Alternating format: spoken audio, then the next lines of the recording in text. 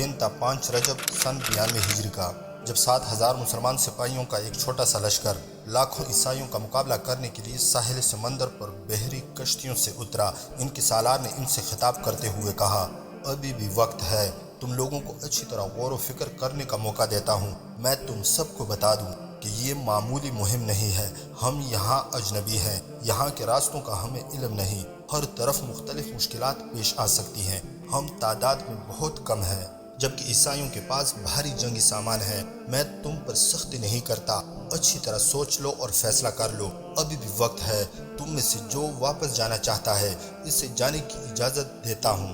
مگر اسلامی لشکر ایمانی جذبے سے بھرپور تھا، ارادے مضبوط تھے، اس لیے انہوں نے اس سالار کے ساتھ لڑنے کا فیصلہ کیا۔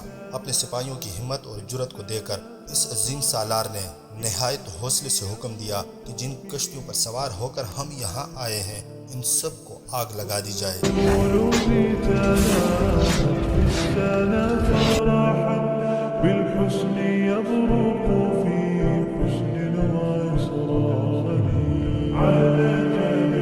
اسلامی لشکر نے اپنے سپہ سالار کے حکم پر کسی بھی قسم کا اعتراض نہ کیا اور فوراً تمام کشتیوں کو جلا ڈالا۔ دیکھتے ہی دیکھتے تمام کشتیاں جل کر راکھ بن کر سمندر کے پانی میں ڈوب گئیں۔ اس بہادر اور عقلمند سپہ سالار کا نام تھا طارق بن زیاد، جس نے قیامت تک اپنا نام سنہری حروف میں لکھوا لیا تھا۔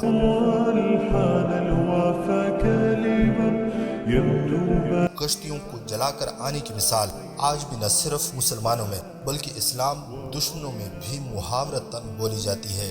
اپنی ہی کشتیوں کو جلا کر واپسی کے راستے بند کر دینے کے اس واقعے کے پیچھے کی کہانی کیا ہے کہ جب ایک عیسائی کی فریاد پر اس مظلوم کی مدد کرنے کے لیے مسلمانوں نے اپنی جانوں کو قربان کرنے کا تہیہ کیا۔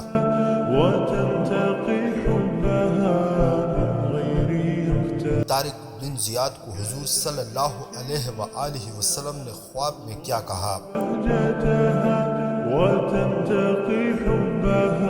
عیسائیوں کا بوڑھا بادشاہ نوجوان لڑکیوں کو اغوا کر کے ان کے ساتھ کیا ظلم کرتا تھا۔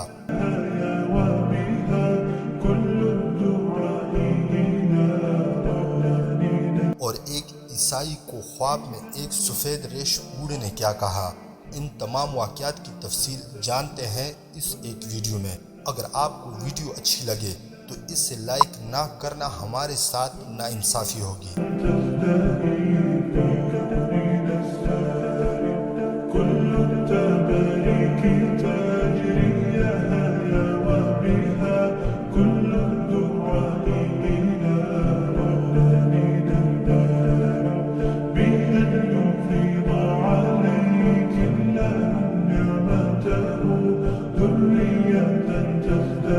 اسپین کا شہنشاہ روڈر بہت ظالم اور خود غرض عیسائی حکمران تھا۔ جب اس کو حکمرانی ملی تو اس وقت اس کی عمر 80 سال تھی۔ جنگی لحاظ سے وہ بہت تجربہ کار اور ذہین آدمی تھا۔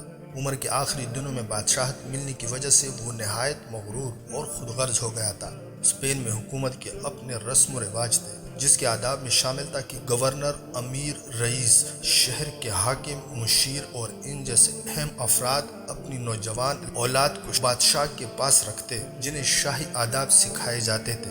لڑکے بادشاہ اور لڑکیاں ملکہ کی خدمت میں رہتی تھی۔ ایک دن اسپین کا ایک عیسائی سردار کاؤنٹ جولین افریقہ کے مسلمان گورنر موسیٰ بن نصیر کے دربار میں آیا اور روتے ہوئے التجا کی، اے مسلمانوں کے بہادر حکمران، میری مدد کرو، مجھے میرے بادشاہ نے برباد کر دیا ہے، وہ میری عزت کا دشمن ہو چکا ہے، برائے مہربانی میری مدد کرے۔ موسیٰ بن نصیر نے نہایت اطمینان سے کہا، جولین، تم اپنے حالات نہایت سکون سے بتاؤ، تمہاری ہر ممکن مدد کی جائے گی۔ موسیٰ بن نصیر نے کاؤنٹ جولین کو تسلی دیتے ہوئے کہا، اب تم ہماری پناہ میں ہو، اور جو شخص ہماری پناہ میں آ جاتا ہے اس کی حفاظت کرنا ہمیں خوب آتا ہے۔ جولین نے فریاد کی، اے مسلمانوں کے گورنر، آپ فوراً اسپین پر حملہ کر دیں، وہاں کے لوگ آپ کی دل سے مکمل حمایت کریں گے، ان لوگوں کو ظالم حکمران سے نجات دلائیں۔ موسیٰ بن نصیر نے کاؤنٹ جولین سے اصل بات پوچھی کہ روڈر اتنا ظلم کیوں کرتا ہے اور تم کو اس سے کیا خوف ہے؟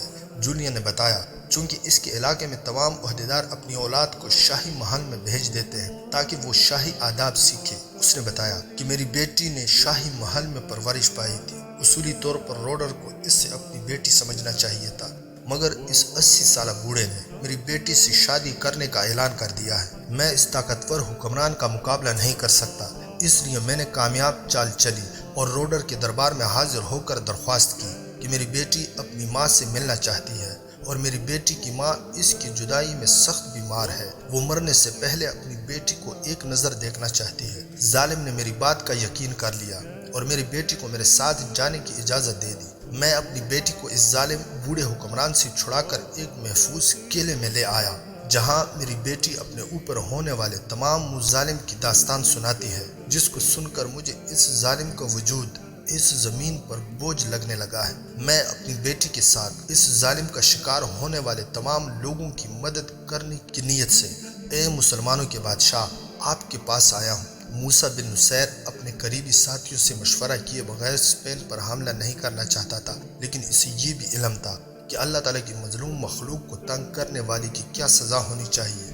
اس لیے موسیٰ بن نصیر نے اپنے قریبی ساتھیوں سے مشورہ کر کے دربار خلافت کی طرف ایک تیز رفتار قاصد بھیجا تاکہ وہ جنگ کی اجازت لے کر فوراً واپس آ جائے۔ کاؤنٹ جولین نے موسیٰ بن نصیر کو یہ بھی یقین دہانی کروائی کہ اگر مسلمانوں نے اسپین پر حملہ کیا تو وہ قلعہ سبتہ کی چابیاں مسلمانوں کے حوالے کر دے گا۔ قلعہ سبتہ بہت اہم قلعہ تھا، اس کو یورپ کی چابی کہا جاتا تھا۔ یہ قلعہ اتنا مضبوط تھا کہ اس کی دیواروں کو بھاری سے بھاری وزن بھی کوئی نقصان نہیں پہنچا سکتا تھا۔ موسیٰ بن نصیر نے کاؤنٹ جولین کو ہر ممکن تعاون کی یقین دہانی کروائی اور دربار خلافت میں روانہ کیے ہوئے قاصد کی واپسی کا انتظار کرنے لگا۔ اس وقت ولید بن عبد الملک مسلمانوں کے خلیفہ تھے۔ موسیٰ بن نصیر نے اپنے خاص بندوں کو اسپین کے حالات جاننے کے لیے بھی بھیجا تاکہ کاؤنٹ جولین کی باتوں کی سچائی معلوم ہو سکے۔ اگر اسپین کے حالات واقعی بہت خراب ہیں تو پھر پوری تیاری کے ساتھ اسپین پر حملہ کیا جانا چاہیے۔ اس طرح اسلام کو اسپین تک پھیلایا جا سکتا ہے اور ظالم کے ظلم کا شکار مظلوم لوگ بھی نجات پا لیں گے۔ اسپین پر کئی 100 سال تک کسی نے حملہ نہیں کیا تھا۔ اسپین کے حکمران سمجھتے تھے کہ ان کے پاس ایسی طاقت ہے جس کی وجہ سے کوئی بھی ان پر حملہ نہیں کر سکتا۔ پھر وہاں کی آب و ہوا بھی کچھ ایسی تھی کہ غیر ملکیوں کو راست نہیں آتی تھی، اس لیے اسپین پر حملہ کرنے کی کسی کو ضرورت نہیں تھی۔ لہٰذا اسپین کے لوگ خود کو غیر ملکی حملے سے محفوظ سمجھتے تھے اور دفاعی انتظامات پر کوئی خاص توجہ نہیں دیتے تھے۔ موسیٰ بن نصیر نے خلیفہ اسلام کو اسپین پر حملہ کرنے کی اجازت دینے کی درخواست تو کر دی تھی، مگر انہیں حالات اسپین پر حملہ کرنے کی اجازت نہیں دے رہے تھے، کیونکہ سندھ میں راجہ دہر نے مسلمانوں کو قید کر لیا تھا۔ لیکن خلیفہ خلاف توقع اسپین کے خلاف لڑنے پر خوشی سے راضی ہو گیا تھا۔ سب کا خیال تھا کہ اس معرکہ کے لیے کوئی بڑا لشکر بھیجا جائے گا، مگر اسپین کے طاقتور بادشاہ کا مقابلہ کرنے کے لیے صرف 7,000 سپاہی بھیجنے کا فیصلہ کیا گیا۔ طاقتور اور اجنبی ملک کے مقابلے میں صرف 7,000 سپاہی بظاہر بہت کم تھے، مگر موسیٰ بن نصیر نے یہ 7,000 سپاہی ایسے چنے تھے جو بہادری اور وفاداری میں اپنی مثال آپ تھے۔ اب سوال یہ پیدا ہوا کہ 7,000 سپاہیوں کی قیادت کون کرے گا؟ اسلامی فوج میں سینکڑوں تجربہ کار اور دلیر سپہ سالار موجود تھے، جنہوں نے موسیٰ بن نصیر سے درخواست بھی کی کہ ان کو سپہ سالار بنایا جائے۔ خود موسیٰ بن نصیر کا سگا بیٹا اس موقع پر سپہ سالاری کا امیدوار تھا، مگر موسیٰ بن نصیر نے اس موقع پر ایسا فیصلہ کیا جو تاریخ میں انوکھا فیصلہ تھا۔ انہوں نے اسپین کو فتح کرنے کے لیے 7,000 سپاہیوں کے لشکر کا قائد ایک ایسے شخص کو بنایا جو نو مسلم، بربر اور آزاد کردہ غلام تھا۔ وہ غلام خود اس فیصلے پر حیران تھا۔ اس خوش نصیب انسان کا نام طارق بن زیاد تھا۔ سب لوگ اس فیصلے پر حیران تھے کیونکہ موسیٰ بن نصیر نے اپنے سگے بیٹے پر اس نو مسلم آزاد کردہ غلام کو ترجیح دی تھی۔ بے شک اسلام میں انسانی وقار کی یہ لاجواب مثال تھی۔ موسیٰ بن نصیر نے طارق بن زیاد کے نائب کا عہدہ مغیث رومی کو دیا، جو عمر میں طارق بن زیاد سے بڑے اور خاندانی مسلمان تھے۔ انہیں اندازہ تھا کہ طارق بن زیاد کی نظر بہت بلند اور مستقل مزاج ہے۔ طارق بن زیاد نے سپہ سالاری ملنے پر اللہ رب العزت کی بارگاہ میں دعا کی، اے مالک کے دو جہاں، مجھے ہمت اور توفیق عطا فرما۔ جو ذمہ داری مجھے دی گئی ہے اس کو پورا کرنے کی ہمت دے، آمین۔ طارق بن زیاد کو اسپین پہنچنے کے لیے سمندر پار کرنا تھا۔ تمام سپاہی اپنے سپہ سالار کی قیادت میں سمندر کا سینہ چیرتے ہوئے منزل کی طرف روانہ ہو گئے۔ اسپین کے ساحل پر جہاں لشکر نے پڑاؤ کیا، اس پہاڑی کا نام جبل الطارق پڑ گیا، جس کو انگریزی میں جبرالٹر کہتے ہیں۔ اسپین کی طرف سفر کرنے سے پہلے طارق بن زیاد کو ایک مبارک خواب دکھائی دیا، جس میں نبی کریم صلی اللہ علیہ وآلہ وسلم نے اسپین کو فتح کرنے کی بشارت دی تھی۔ یہ 5 رجب 92 ہجری کا دن تھا جب اسلامی فوج اسپین کے ساحل پر اتری۔ اس وقت بحری جہاز نہیں ہوتے تھے، صرف بحری کشتیاں ہوا کرتی تھی۔ جب اسلامی لشکر اسپین کے ساحل پر اترا تو طارق بن زیاد نے ایمان افروز خطاب کیا اور کہا، ابھی بھی وقت ہے، میں تم لوگوں کو اچھی طرح غور و فکر کرنے کا موقع دیتا ہوں۔ میں تم سب کو بتا دوں کہ یہ معمولی مہم نہیں ہے۔ ہم یہاں اجنبی ہیں، یہاں کے راستوں کا ہمیں علم نہیں ہے۔ ہر طرف مختلف مشکلات پیش آ سکتی ہیں۔ ہم تعداد میں بہت کم ہیں، جبکہ عیسائیوں کے پاس بھاری جنگی سامان ہے۔ میں تم پر سختی نہیں کرتا، اچھی طرح سوچ لو اور فیصلہ کر لو۔ ابھی بھی وقت ہے، تم میں سے جو بھی واپس جانا چاہتا ہے اسے جانے کی اجازت دیتا ہوں۔ اسلامی لشکر ایمانی جذبے سے بھرپور تھا، ارادے مضبوط تھے۔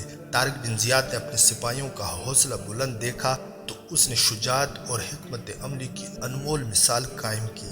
لشکر اسلامی کے سپہ سالار نے نہایت حوصلے سے حکم دیا کہ جن کشتیوں پر سوار ہو کر ہم یہاں آئے ہیں ان سب کو آگ لگا دی جائے۔ اسلامی لشکر نے اپنے سپہ سالار کے حکم پر کسی قسم کا اعتراض نہ کیا اور فوراً تمام کشتیوں کو جلا ڈالا۔ دیکھتے ہی دیکھتے تمام کشتیاں جل کر راکھ بن کر سمندر کے پانی میں ڈوب گئیں۔ طارق بن زیاد نے اپنے سپاہیوں کو واپس جانے کا موقع تو دیا تھا، مگر تمام لوگ جہاد کے جذبے سے یہاں آئے تھے، اس لیے انہوں نے واپس جانے کے بجائے لڑنے کو ترجیح دی۔ طارق بن زیاد نے اپنے سپاہیوں سے کہا، ہم اس اجنبی سرزمین پر فتح کا مقصد لے کر آئے ہیں، ہمیں فتح ضرور ملے۔ ہمیں کسی بھی موقع پر حوصلہ نہیں ہارنا، بلکہ ان ظالم عیسائیوں کے خلاف جہاد کرنا ہے جنہوں نے انسانیت پر ظلم کی انتہا کر دی ہے، مظلوموں پر ظلم کے پہاڑ توڑے ہیں۔ انشاءاللہ ہم یہاں فتح حاصل کرنے میں اللہ تعالیٰ کی مدد ساتھ لائے ہیں اور ہمیں فتح ضرور حاصل ہوگی۔ اپنے سپہ سالار کا خطاب سن کر اسلامی لشکر کے سپاہیوں کو ایک نیا ولولہ اور جذبہ ملا۔ کشتیاں جلانے کا فیصلہ طارق بن زیاد کی شجاعت کی عکاسی کے ساتھ ساتھ ان کی ذہانت کا بھی ثبوت تھا، کیونکہ وہ جانتے تھے کہ ان کے لشکر کی تعداد بہت کم ہے، کہیں وہ عیسائی فوج کی بھاری تعداد دیکھ کر گھبرا نہ جائیں۔ اس لیے انہوں نے واپسی کے لیے کوئی راستہ نہ چھوڑا تاکہ شہادت کا جذبہ لے کر آنے والے سپاہی اپنے نیک مقصد میں کامیاب ہو سکے۔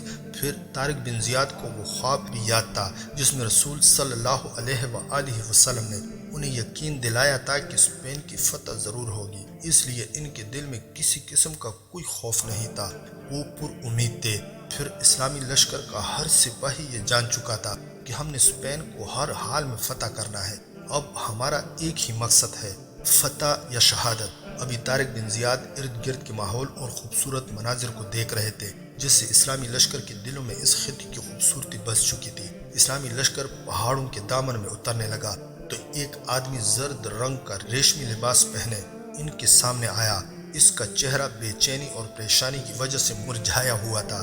اس کو دیکھ کر اسلامی لشکر کے سالار اعظم طارق بن زیاد چلتے چلتے رک گئے۔ انہوں نے اپنے قریبی سالار اور مشیر مغیث رومی جو عیسائی سے مسلمان ہو چکا تھا اس سے کہا، مغیث یہ آدمی عیسائی لگتا ہے۔ مغیث رومی نے آنے والے آدمی کو غور سے دیکھا اور ہاں کا اشارہ کر دیا۔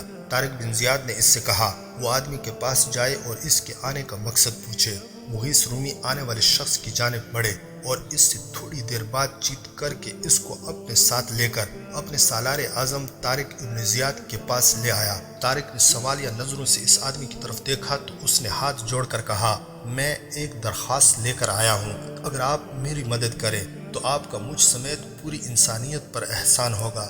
طارق بن زیاد نے مسکراتے ہوئے اس سے کہا، اپنی ساری بات کھل کر بتاؤ، کیونکہ مظلوموں کی مدد ہی کے لیے ہم یہاں آئے ہیں۔ آنے والے آدمی نے اپنا نام امامن بتایا اور نہایت غمناک آواز میں کہا، میں عیسائی ہوں، ہمارے ظالم بادشاہ روڈر کے ساتھیوں نے میری ساری دولت چھین لی ہے، انہوں نے میری دولت لوٹنے کے بعد میری اکلوتی بیٹی کو بھی اغوا کر لیا ہے۔ یہ کہہ کر امامن کی آواز بھر گئی اور اس کی آنکھوں سے آنسو جاری ہو گئے۔ طارق ابن زیاد اپنی جگہ سے اٹھا اور آگے بڑھ کر امامن کے کندھے پر ہاتھ رکھتے ہوئے کہا، امامن تم غم مت کرو، ہم تمہاری بیٹی کو ظالموں سے ضرور آزاد کروائیں گے، مگر اس سے پہلے مجھے اپنے بادشاہ روڈر کے کردار اور رویے کے متعلق کچھ بتاؤ۔ امامن نے طارق بن زیاد کی تسلی آمیز گفتگو سن کر کہا، اے نیک مسلمان، جب سے اس ظالم بوڑھے نے اس ملک کی بادشاہت سنبھالی ہے تب سے کسی کی جان و مال اور عزت محفوظ نہیں رہی۔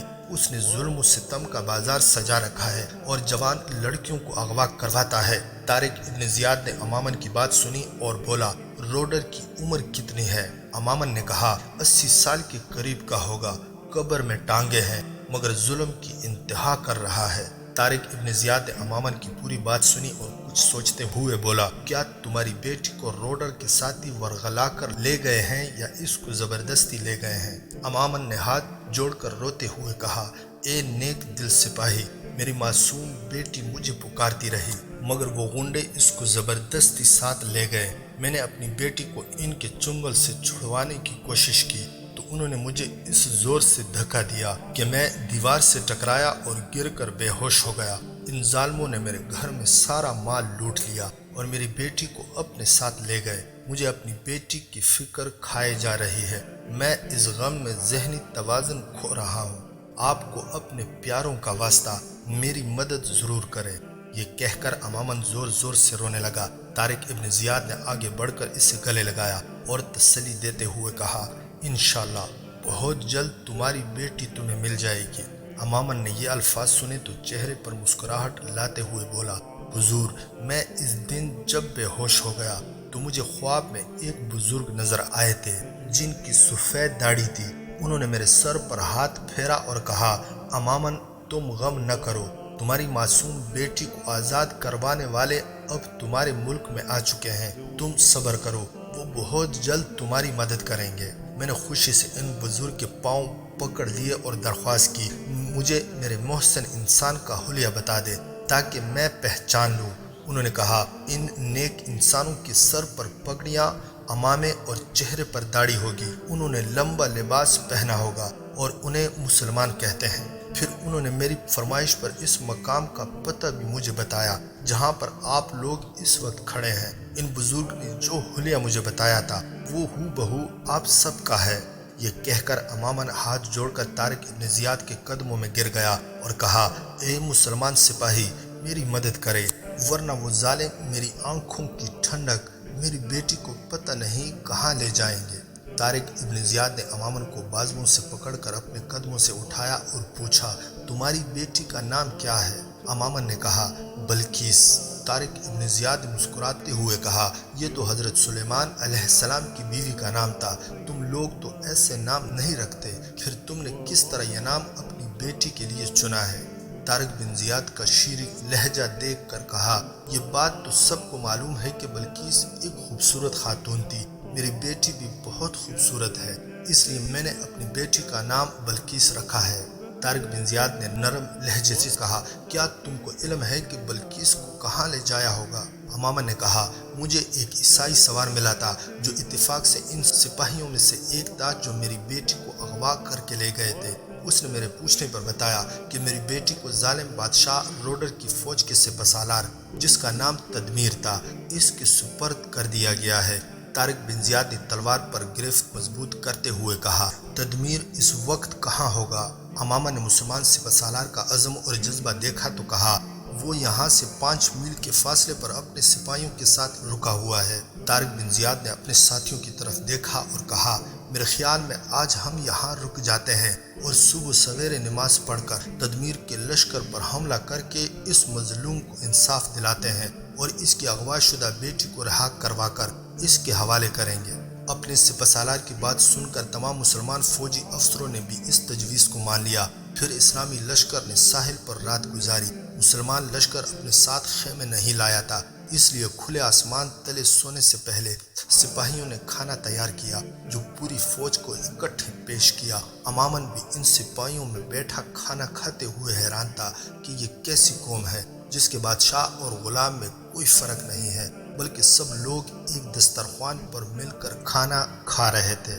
تہجد اور فجر کی نماز باجماعت پڑھتے دیکھ کر امامن کو مسلمانوں کا رات کو جاگ کر عبادت کرنا اور مل کر نماز پڑھنا بہت اچھا لگا تھا۔ اکٹھے رات گزارنے کے بعد اس کو اس بات کی بہت خوشی ہوئی کہ تمام مسلمان اپنی رات کا زیادہ وقت اللہ تعالیٰ کی عبادت میں گزارتے ہیں اور فضول بات چیت نہیں کرتے۔ جو برائیاں دوسرے مذاہب میں تھی ان کا نام و نشان بھی اس کو وہاں نظر نہیں آیا۔ نماز سے فارغ ہو کر سب سپاہیوں نے کھجوروں کا ناشتہ کیا اور اپنے سالار کا حکم ملتے ہی اسلامی لشکر تدمیر سے امامن کی بیٹی کو آزاد کروانے کے لیے چل پڑا۔ تدمیر واقعی 5 میل کے فاصلے پر موجود تھا اور وہ کسی بھی حملے سے بے خبر اپنی مستی میں مگن تھا۔ تدمیر کا شمار اسپین کی فوج کے تجربہ کار اور مشہور جرنیلوں میں ہوتا تھا جس نے کئی جنگوں میں اپنی بہادری اور ذہانت کا مظاہرہ کیا تھا۔ اس کو اسلامی لشکر کی آمد کا بھی علم ہو گیا تھا، اس لیے اس نے جنگی حکمت عملی اپناتے ہوئے فوراً اسلامی لشکر پر حملہ کرنے کا ارادہ کر لیا اور مسلمان فوجی ابھی ٹھیک طرح سے منظم نہیں ہو پائے تھے کہ ان پر اچانک حملہ کر دیا گیا، مگر انہوں نے نہایت دلیری اور جذبہ ایمانی سے تدمیر کی فوج کا مقابلہ کیا۔ اسپینی فوج کے مقابلے میں اسلامی لشکر کی تعداد بہت کم تھی۔ اسپینی فوج کی بھاری تعداد گھڑ سواروں کی تھی جبکہ مسلمانوں کے پاس کوئی گھوڑا نہیں تھا، وہ سب پیدل تھے۔ تدمیر کا ہر سپاہی لوہے کا جنگی لباس پہنے ہوئے تھا اور وہ سب جنگی ہتھیاروں سے لیس تھے۔ ادھر اسلامی لشکر کے پاس جنگی لباس تو کیا، پورے ہتھیار بھی نہیں تھے، مگر ان کے دل میں جذبہ جہاد تھا۔ شہادت کے شوق میں وہ دشمن کی فوج پر ٹوٹ پڑے۔ جب دشمن ان کے سامنے آیا تو یہ شوق مزید بڑھ گیا۔ حسانوی فوج کے سالار کے حکم پر طبل جنگ بجایا گیا تو ان میں بھی ایک جوش آ گیا، مگر اس طبل جنگ کے جواب میں اسلامی لشکر نے بیک زبان کہا، نعرہ تکبیر، اللہ اکبر۔ عیسائی جرنیل تدمیر نے بہت حقارت اور طنزیہ نظروں سے اسلامی لشکر کو دیکھا جو پیدل اور کم ہتھیاروں کے ساتھ اس کی بہت بڑی فوج کے مقابلے پر کھڑا تھا۔ تدمیر نے سوچا کہ اس لشکر کو ختم کرنا تو بہت آسان ہے کیونکہ میری فوج اس چھوٹی سی فوج کو اپنے گھوڑوں تلے روند کر رکھ دے گی، ان کی لاشوں سے میدان بھر جائے گا۔ مگر تدمیر کی تمام تدبیریں بہت جلد غلط ثابت ہو گئی۔ جب مسلمان تیر انداز اور نیزہ باز سپاہیوں نے ہسپانوی فوج کے گھوڑوں اور سپاہیوں کو نشانہ بنا لیا، وہ پھرتی سے ان گھڑ سواروں کو زمین پر گراتے اور ان کے زخمی فوجیوں کو ان کے اپنے زخمی گھوڑے روندنے لگتے۔ اسلامی لشکر نہایت بہادری سے لڑ رہا تھا، دشمن کے قدم پوری اکھڑ گئے تھے۔ اسلامی لشکر کے سپہ سالار طارق ابن زیاد نہایت دلیری اور بے خوفی سے دشمن کی فوج میں گھس جاتے اور راستے میں آنے والے ہر دشمن کو تلوار کے وار سے ہلاک کر دیتے۔ دشمن نے کئی مرتبہ انہیں گھیرے میں لیا مگر وہ پھرتی سے ان کے نرغے سے نکل آتے اور دشمن پر ٹوٹ پڑتے۔ جب طارق ابن زیاد اور اسلامی لشکر نہایت جان بازی سے لڑتے ہوئے عیسائی جرنیل تدمیر تک پہنچ گیا تو وہ تدمیر جو جنگ سے پہلے اسلامی لشکر کو حقیر جان کر خوش ہو رہا تھا وہی اب اپنی جان بچانے کے لیے بھاگ گیا۔ جب ہسپانوی سپاہیوں نے اپنے جرنیل کو میدان سے بھاگتے دیکھا تو وہ بھی اس کے پیچھے پیچھے بھاگنے لگے۔ اسلامی لشکر نے دور تک ان کا پیچھا کیا اور مزید کئی سپاہیوں کو ختم کر دیا۔ اس لڑائی میں 1100 سے زیادہ عیسائی مارے گئے اور صرف 19 مسلمان شہید ہوئے۔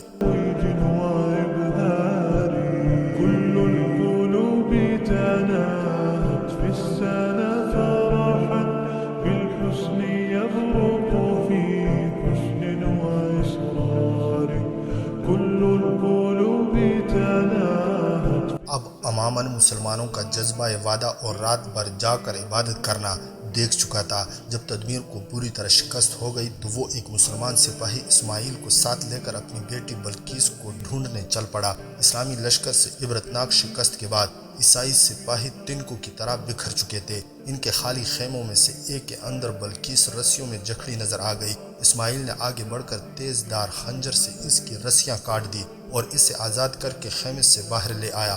بلقیس نے جب اپنے والد امامن کو دیکھا تو روتی ہوئی اس کی طرف بھاگی۔ امامن بھی اپنی اکلوتی بیٹی کو آزاد دے کر خوش ہو گیا، مگر اس سے پہلے کہ اسماعیل اور امامن بلقیس کو لے کر طارق بن زیاد کے پاس جاتے، اچانک خیموں میں سے تدمیر ان کی طرف بڑھا اور بلقیس کو دبوچ کر گھوڑے پر سوار ہو کر خیموں کی طرف بھاگنے لگا، چونکہ اسماعیل اور امامن پیدل تھے اور وہ ذہنی طور پر تدمیر کے اچانک حملے کے لیے بھی تیار نہیں تھے، اس لیے وہ تدمیر کا پیچھا نہ کر سکے اور تدمیر بلقیس کو لے کر اپنے بادشاہ روڈر کی طرف چلا گیا۔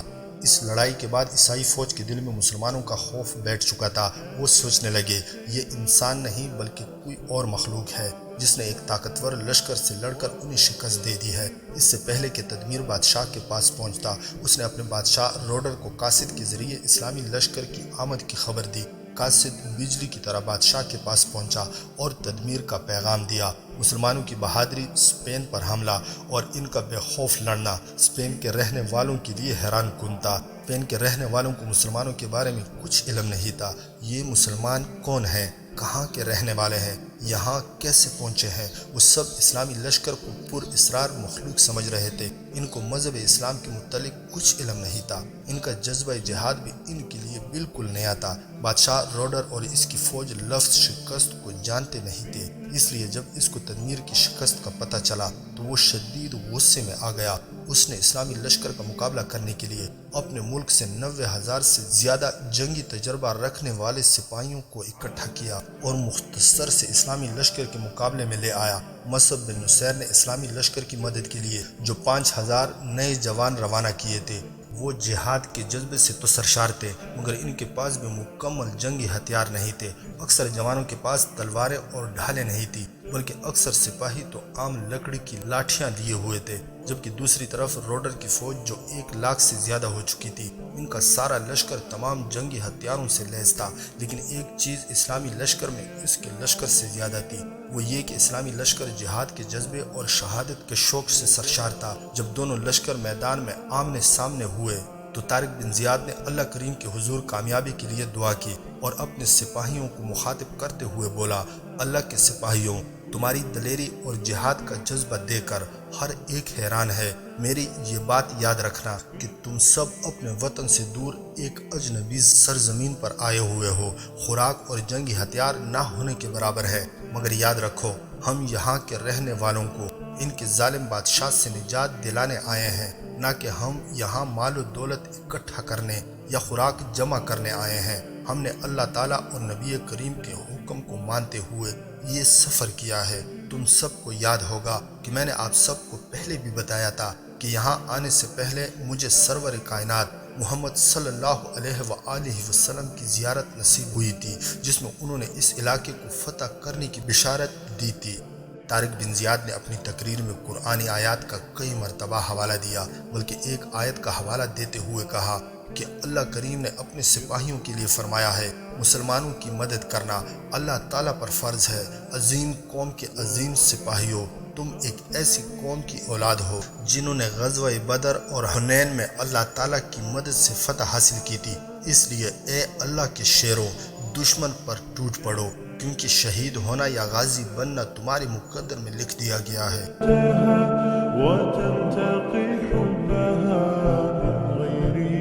اسلامی لشکر نے اپنے سپہ سالار کا ایمان افروز اور جذبہ جہاد سے بھرپور خطاب سنا تو انہوں نے پرجوش ہو کر نعرہ تکبیر بلند کیا اور عیسائی لشکر کی طرف بڑھنے لگے۔ اتنی دیر میں انہوں نے دیکھا کہ بادشاہ روڈر ایک خوبصورت بگی جس پر ہیرے، جواہرات اور سونے سے بنی چھتری لگی ہوئی تھی، بڑے غرور کے ساتھ ریشمی نرم گدے پر بیٹھا ہوا تھا۔ طارق بن زیاد نے اپنے سپاہیوں کی طرف دیکھا کہ کہیں کوئی اس کی شان و شوکت کے روب میں تو نہیں آ گیا، مگر اس سے یہ دیکھ کر خوشی ہوئی کہ سارا لشکر نفرت سے بھری نظروں سے اس کو دیکھ رہا تھا۔ اتنی دیر میں عیسائی لشکر اسلامی لشکر پر حملہ آور ہو گیا۔ ان کی گھوڑوں کی لمبی قطار تھی۔ بظاہر ایسا لگ رہا تھا کہ عیسائی لشکر چند لمحوں میں اسلامی لشکر کو کچل کر رکھ دے گا۔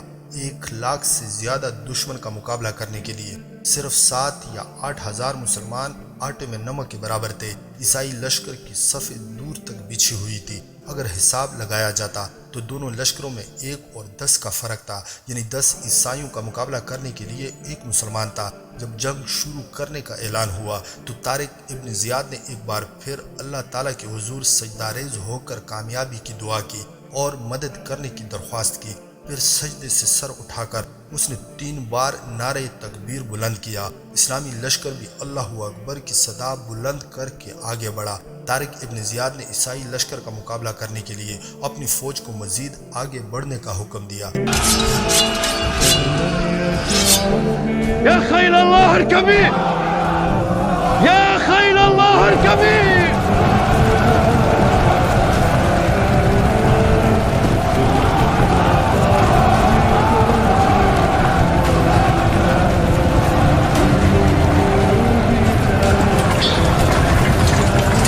عیسائی بادشاہ روڈر افرادی قوت اور بھاری اسلحہ رکھنے کے غرور سے مسلمانوں پر حملہ آور ہو گیا۔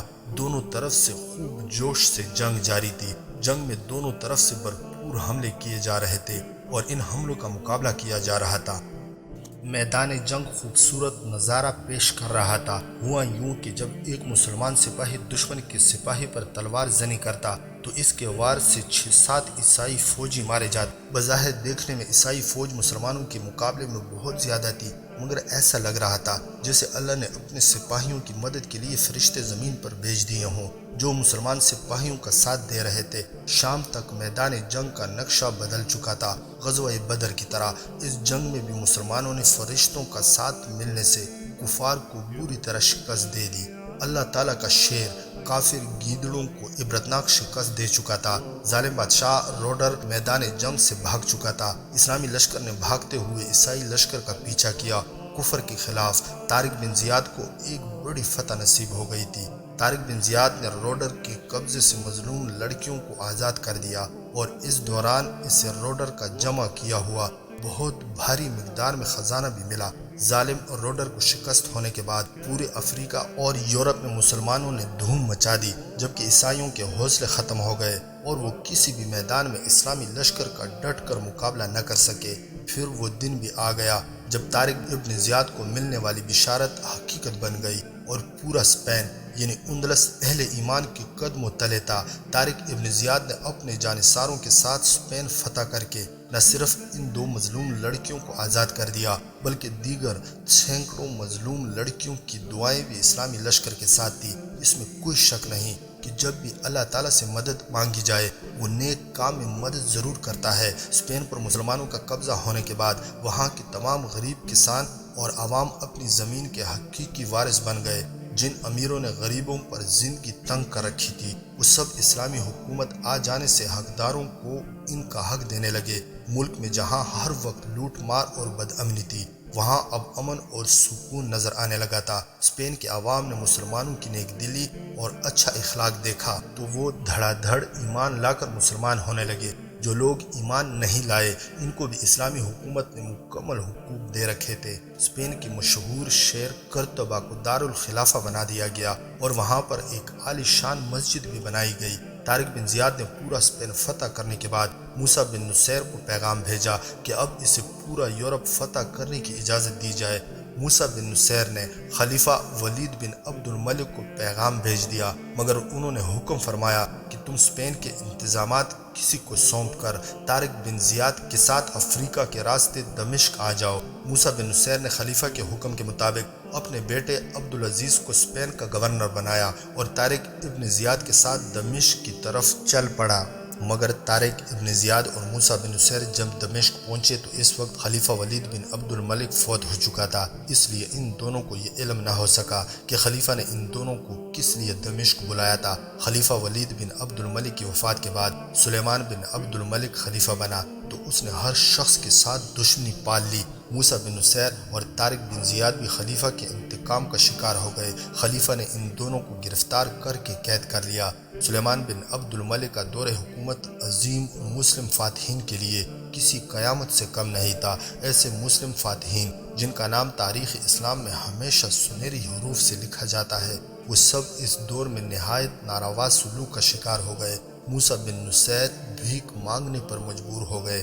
گورنر خراسان اور محمد بن قاسم جیسے عظیم مسلم فاتحین بھی خلیفہ سلیمان بن عبد الملک کے مجرم ٹھہرے اور خلیفہ نے موسیٰ بن نصیر کے بیٹے کو بھی اسپین کی گورنری سے ہٹا دیا کہ کہیں وہ اپنے باپ کا بدلہ لینے نہ آ جائے۔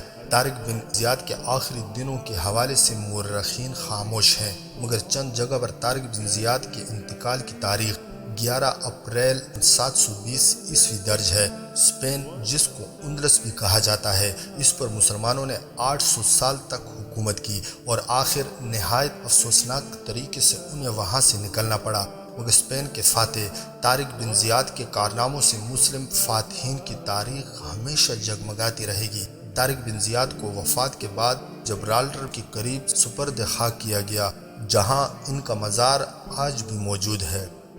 تاریخ اسلام پر مشتمل مزید اس طرح کی ویڈیو دیکھنے کے لیے چینل کو سبسکرائب کرنا نہ بھولیے گا۔ اگلی ویڈیو تک فی امان اللہ۔